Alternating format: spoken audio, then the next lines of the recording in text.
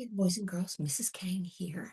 On Monday, I am going to be at a conference, so I'm taping this class, and I just wanted to give you a little preview of what we're going to be talking about. I made a tape for the class, and I had a sense that I wanted to cram a lot in. So if I want to cram something in, I'm going to go fast. So I apologize for that. Um, I think it's important to go slow so that when you're learning something new, um, your brain absorbs that. So, what I want to do is, I'm just going to give you a little precursor, a little before, and you're going to see what we're doing. You want to write out all 10 of those vocabulary words, and that's a given every time. That's what you want to do. We are presented with 10 new vocabulary words every week. Every time we get a maxim, the little saying at the top that Iman is going to look up and research. By the way, if you want to do that too, fabulous, do it.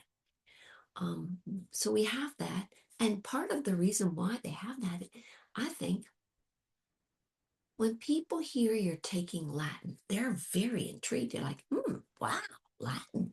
I didn't take that till high school. And it's true.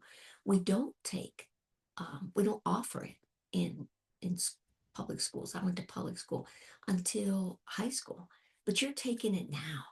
And people are going to say, hey, say something in Latin. What are you going to say? Your vocabulary words.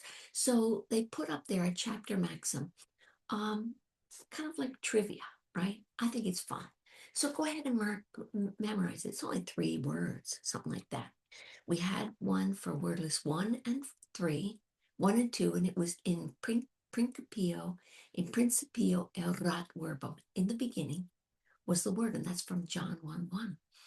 And it was written by Saint Jerome when he wrote the Vulgate. He translated the Bible into Latin. In principio erat verbum. Okay. Sometimes I pronounce my C's in principio. Yeah. They have a rule on that, depending on which Latin you're using, classical Latin or church Latin. So we're doing classical, so I have to pronounce a hard C. In principio erat verbum, and roll your R. Can you do it? If not, don't worry about it.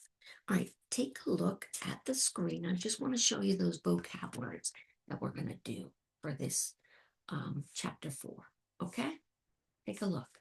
And if you don't have the book, don't worry. I've got it here. Here's our new chapter maxim. We learned it last week. Arma. Now this means of arms. You need that word of in there. Virum. That means man. Que means and. Arma, worumque, cano. O, remember what O means? O means I, and cano means sing. I sing the mighty power of God. All right, so there you go. Virgil's Aeneid. All right, so in this chapter 4, they are reintroducing the endings. Remember, Latin's all about stems and endings.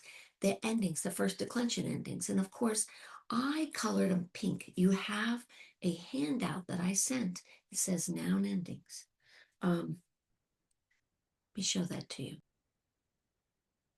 Now, yours doesn't have all the colors. Okay, yours is just black and white. I put all the colors in to help us remember the endings because there's a lot of endings to remember.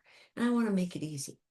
So here's the first declension. It's the first kind of noun. And I actually wrote with a pen the gender, feminine. And we remember it by the song, ah, ah, arum, is, us, is, ah, arum, is, us, is. So if you just kind of hum that, ah, I, arum, is, us, is, and open your mouth, All right, so you get clarity. AE is pronounced I. Aye, sir. Okay. All right. And I's are pronounced E as in the word machine. Machine. Ease. All right. So that's what they're introducing in chapter 4. Now here's your 10 vocabulary words. Ready? Puella, puellai. And that means girl. These are all feminine, by the way. They're all names of girls. Femina, femini. So you want to make sure you write these down. If you don't write, as you write them down, your head remembers them better. Okay? And then I'll just show you if you have the book. I love this book. It gives you the derivatives. And of course, that's one of the reasons why we're actually learning Latin is to increase our vocabulary. Femina, the derivatives are female and feminine. That means these are English words. Let's say that you don't know what feminine means, but you know what femina is talking about a woman. So you know it has something to do with that. See how you can make those inferences? All right. Filia, filii, daughter, daughter. And the derivative is filial. On the tape, I went ahead and showed you the words, the roots that I picked out from vocab.com. And I've done that in every chapter, pulled out all these derivatives so you can have further study, but you can do that on your own. Okay, the next one is Germana, Germani. This is a g, like goat. Germana, Germani, sister. Germana, germain. So this is closely related. That's what that means. Sisters are related. Magistra, magistra, magistri, female teacher. That's what I am. And those derivatives are magistrate and magisterial. You'll see these on the PowerPoint that I made. Write these all down, right? Discipula, discipuli, female student. It looks like disciple. Well, it looks like disciple because that's the derivative. Disciple, discipline. Okay. The next one, domina, domini.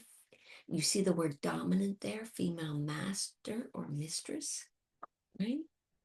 And then dominate, dominion, domain. There you go. Famula, famuli, female servant. It says down here in asterisk, certainly slaves were served their masters, but they didn't serve freely. They had to. A famula, right here, could be a slave too, but she served in a household. And the word for famula is family, familiar, familiarize. So these are like if you ever watched Downton Abbey, those servants lived in the house and they were kind of part of the family. Serwa, female slave. So there's a difference between a servant and a slave. You know, I think of how when sin entered into the world, it made us feel like we are now slaves to the evil one, but really in reality, we're still tethered to Christ. But that illusion that we are separated from him, we are not. And so we must remember that we are sons and daughters of the God Most High, right? We're part of the family. We're not an orphan. Serva means servant, servitude, service. Okay. And amica, I love that word. The derivative is amity and amicable. It has the same root ama, which is what we learned in Wordless 1. Love. This is a female friend. And we love those. So those are the 10 words we need to learn today. Have those written down because we are going to play our game of tic-tac-toe. Yeah, and we're going to decline a word. We're going to decline these words. We're going to decline puella, puellai. So have one of these sheets out. And we're going to follow those instructions. And then I even review verbs today. I think it's good to review until you've got this down. These are your verb endings. Ost, muss, tis, und. These are subject pronouns. And they mean I, we, you. Let's see, what is that? There are 7 subject pronouns that are easy as can be. I and we, he and she, it and they and you. And so you have this sheet out too, because we're going to conjugate. We're going to conjugate paro, parare. So those are what is going to be for today. So go ahead and get that out, get ready, and you'll be set for today. All right. All right. I'll see you when I get back. Bless you.